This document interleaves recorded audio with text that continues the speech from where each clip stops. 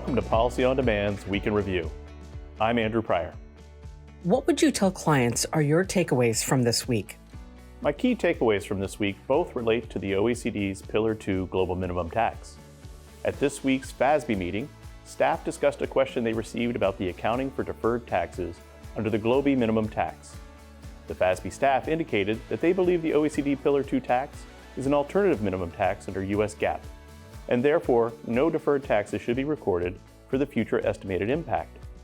This conclusion is helpful to companies that will need to account for Pillar 2 taxes as various jurisdictions begin to enact implementing legislation.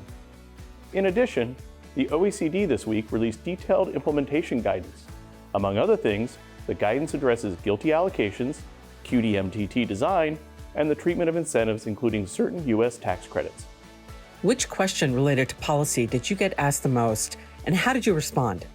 The question I got asked the most this week was about prospects for legislation restoring R&D expensing under Section 174, the EBITDA-based business interest limitation under Section 163J, and 100% bonus depreciation. My response? Don't expect early action by Congress, but business needs to stay engaged. A tax legislative vehicle is not expected to emerge until sometime in the second half of 2023, possibly closer to calendar year end. But this is an important time for business to continue to press its case as Congress searches for a bipartisan path forward on tax legislation. Where should companies focus their attention in the coming week?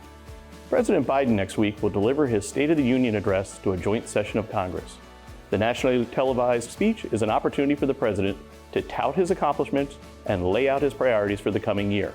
However, the administration's tax priorities may not be detailed until the March 9th release of the president's FY 2024 budget. This will be the first time President Biden faces a divided Congress, and many of the president's policy priorities may be considered dead on arrival. So, it will be important to watch the president's speech and the Republican response for potential areas of bipartisan consensus.